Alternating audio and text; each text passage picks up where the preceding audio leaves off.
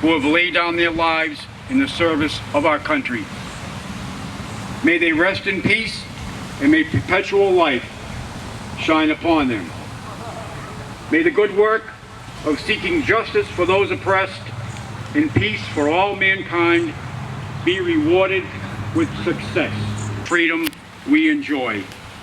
All this we ask in your holy name. Amen. Amen. Be seated and cover.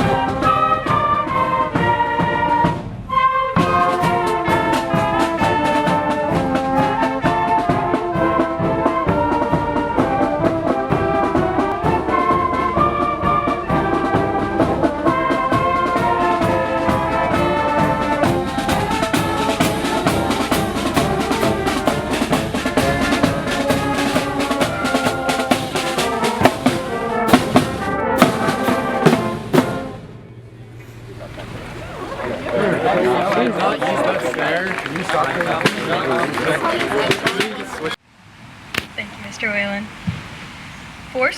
7 years ago, our fathers brought forth on this continent a new nation, conceived in liberty and dedicated to the proposition that all men are created equal. Now we are engaged in a great civil war, testing whether that nation or any nation so conceived and so dedicated can long endure. We are met on a great battlefield of that war. We have come to dedicate a portion of that field as a final resting place for those who here gave their lives that that nation might live. It is altogether fitting and proper that we should do this. But in a larger sense, we cannot dedicate, we cannot consecrate, we cannot hallow this ground. The brave men, living and dead, who struggled here, have consecrated it, far above our poor power to add or detract.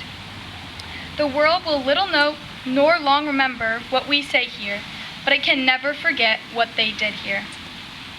It is for us the living, rather to be dedicated here to the unfinished work which they who fought here have thus so far nobly advanced. It is rather for us to be here dedicated to the great task remaining before us, that from these honored dead we take increased devotion to that cause for which they gave the last full measure of devotion. That we here highly resolve that these dead shall not have died in vain, that this nation, under God, shall have a new birth of freedom, and that government of the people, by the people, for the people, shall not perish from this earth. Thank you.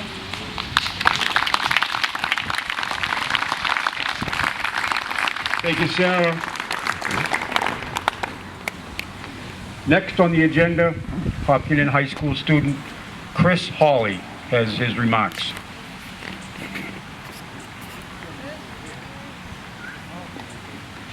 Thank you, Mr. Rowland, and good morning, everyone.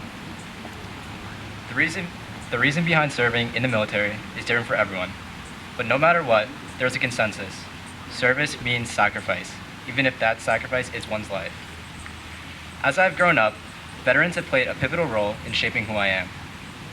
I've taken every opportunity to talk and listen to the stories of those who have served our country. From this, I have learned many important lessons from these conversations, including perseverance, teamwork, and making ethical decisions. I've applied these lessons in my journey through scouting, as I've climbed mountains, completed service projects, and worked as a member of a team. I've been giving this knowledge back to teach other people the same lessons that veterans have taught me across the country and back to the military community. On this Memorial Day, we have so much to learn from those who fought our nation's wars that we will never have to experience because of their sacrifice. Although they may be gone, their stories will never be forgotten. Shared by their friends and family, I wonder what wisdom those who sacrificed their lives possess that we could learn from. As we leave here today and go about our lives, traveling the world, take time to reflect. As you walk on the beaches of Normandy, visit the memorials at Pearl Harbor, and pay respects at the Tomb of the Unknown Soldier, these locations are the resting places of soldiers, sailors, airmen, and Marines who bravely fought and died for our freedoms. These places and their sacrifices are forever engraved in our nation's history. Thank you.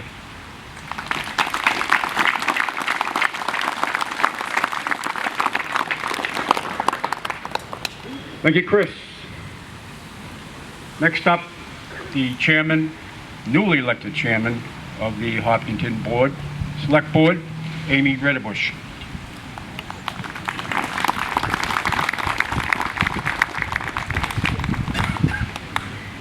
Thank you and good afternoon. We're fortunate to have such good weather here today. Although I've attended the Memorial Day ceremony for many years as a scout leader, this will be my first time speaking as a select board member. And I want to say thank you very much to the Veterans Celebration Committee for organizing today's event. I'm really happy to see such a diverse group here today, people of all different ages, different parts of town, some who may have lived here their whole lives and some who are new. As you may know, I grew up in Indianapolis, where Memorial Day weekend is focused on the greatest spectacle in racing, with a multi-hour star-studded parade with floats, giant balloons, marching bands, a military flyover, and of course, magnificent race cars. But that is not to say that they do not also take time to remember the fallen military service members.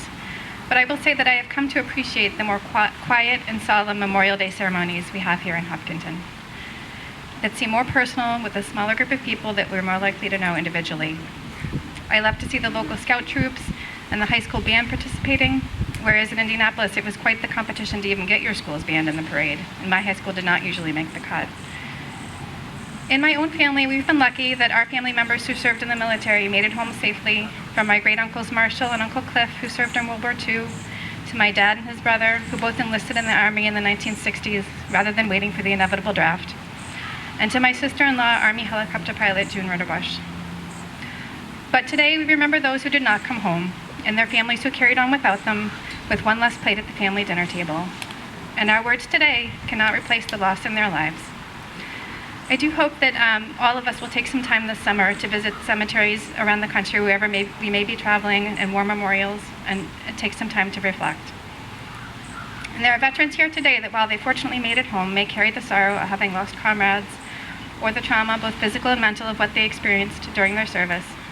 Veterans are at a statistically higher rate for developing PTSD, depression, and other mental health issues, which has only been exacerbated by the pandemic over the last 2 years. And I hope that we can all be mindful and watch out for our community members and make sure they are getting the support they need. We can educate ourselves on warning signs that someone needs help. And I do hope that you will reach out to the Select Board and the Town Manager's Office if you feel there is more that could and should be done locally to support vets and family members who have lost loved ones in military service. So before I close, I would like to take a minute to mention that we do have current openings on the Veterans Celebration Committee here in Hopkinton. And in fact, one of the committee seats stayed vacant all of last year with no applicants. And it is one thing to say or post on social media that we support our troops and we thank veterans for our service. But if you can do a little bit more, it would be much appreciated. It is not a huge time commitment, only about one meeting a month, but this group is needed to organize the Memorial Day and Veterans Day events here in town. The Select Board will begin making committee appointments at our next meeting, so if you apply online this weekend, we'll be able to consider your application at our June 7th meeting. And thank you all very much for coming today.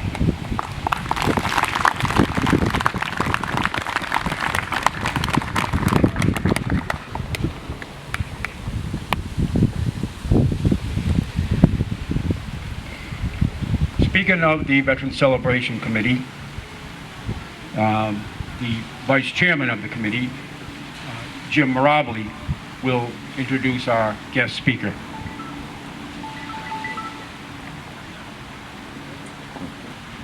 Thank you, Mike. Good morning, everyone. My pleasure to introduce our guest speaker for today, Dr. Gregory Galeazzi, who is a retired U.S. Army captain.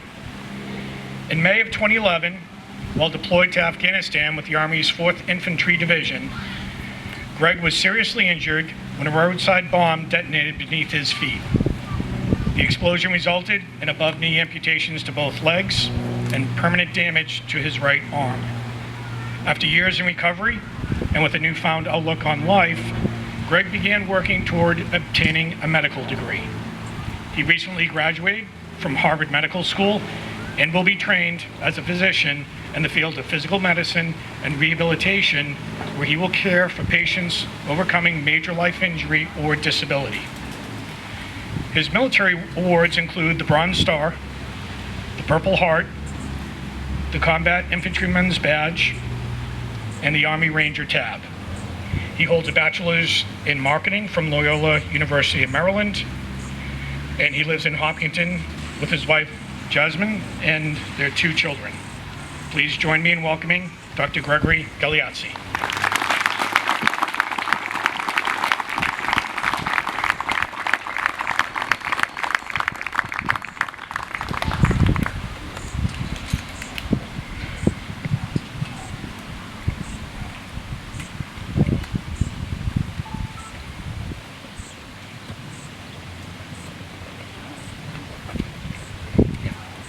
Hello. All right, good morning. Good morning. Ladies and gentlemen, distinguished guests, members of the American Legion, members of the town select board, scouts from Troops 4 and 11, residents of Hopkinton, thank you for having me here today. It is a privilege to be invited to share some words to commemorate Memorial Day, a holiday for honoring the men and women whose lives were lost serving in our nation's armed forces. Yes, Memorial Day is also the unofficial start to the summer season, but for me, this time of year is particularly bittersweet. As was just mentioned in my introduction, I was injured in Afghanistan on May 26th of 2011, meaning that every year on May 26th, I celebrate the anniversary of the day when I almost died. And then every year that day is followed closely by today, a day that reminds me just how fortunate I am to be the one reading a speech rather than one of the fallen heroes we are here to remember. Perhaps I'm struck by a wave of survivor's guilt, questioning why me? And would the less fortunate be proud of the way that I've chosen to carry on with this second chance on life? If the dead could speak, what would they say to us? What would they say about the infighting amongst our nation's people? How self-interested politicians turn each election into a near circus, spending millions of dollars aimed at digging up dirt on their opponents and undermining efforts to move legislation forward. And they seem to divide our people more and more every day. How biased media outlets appeal to their customer bases with around-the-clock stories debating just how divided we are. Would our nation's fallen warriors tell us to dig our heels into our political lines, follow blindly what our chosen news networks have told us to think, and refuse to listen to differences of opinion? Or if the dead could speak, would they instead tell us to refuse to accept the us versus them culture and instead work together toward common goals? That our differences make us stronger through a much broader scope of experiences, ideas, and approaches to solving problems, but that it requires patience, compromise, and truly listening to different opinions so that we might be united in trying to overcome challenges and improve our communities and our nation. After all, our fallen service members were drawn from coast to coast, across all walks of life and demographic backgrounds, from men who grew up in gang-ridden neighborhoods of LA to Ivy League graduates and farmers from Nebraska. The dead were all united as Americans. Whether they were drafted or they volunteered for service, they were united in their courage to show up when called upon, and to set aside their many differences to serve united toward defeating the common enemies of their time. They did not die as Democrats or Republicans. They did not die as fans of CNN or Fox News, but rather they died united simply as Americans.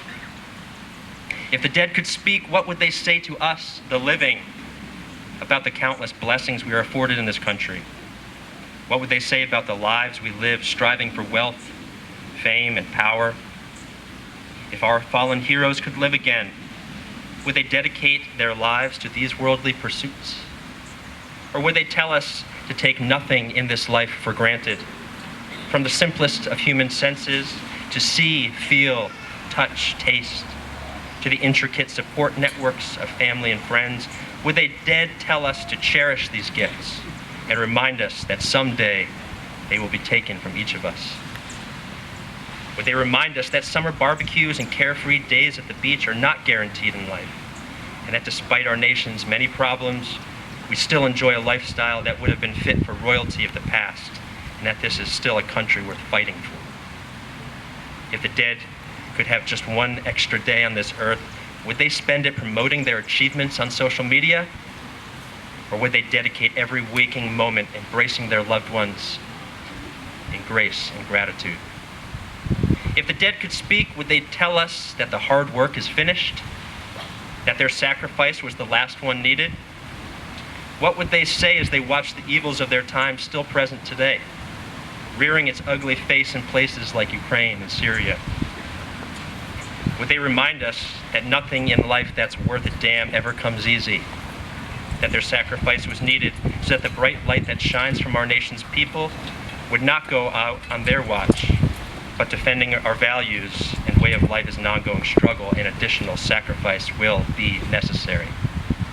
Perhaps the question is less about what would the dead say to us, but rather what would the dead say to me? After all, sacrifice is ultimately a very personal and individual act that is united under the principle that some things in this world are simply bigger and more important than the self. But sacrifice does not need to come in the form of giving one's life for their country. It's something each of us can do in our everyday lives. Sacrifice some of your hard-earned money and donate that to a charity or a cause that you're proud of.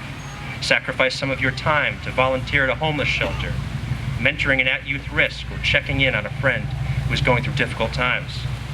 Sacrifice your quest for titles and accolades, and instead share your talents with the less fortunate and nurturing the relationships around you. Pick up trash in a public park, adopt a child, join the Peace Corps. There are so many ways to get involved and make a positive impact in this world. So if the dead could speak to you, what would they tell you? How would they encourage you to live? I think that if each of us challenges ourselves with that question, we can find ways to do and be better. And ultimately, that's how we show our thanks to our fallen warriors and their families, by our actions. And we show them that our nation's dead were not the only ones willing to sacrifice to make our communities and our world a better place in which to live. May God bless our nation's fallen heroes, their families, and the United States of America. Thank you.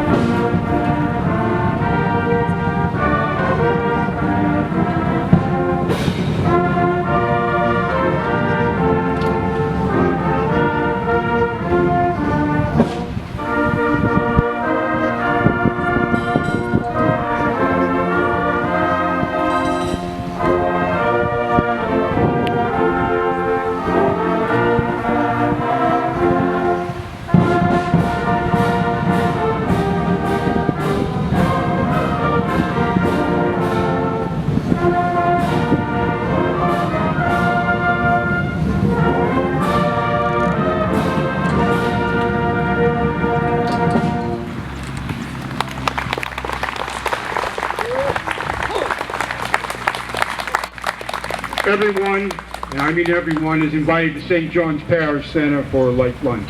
Thank you for coming.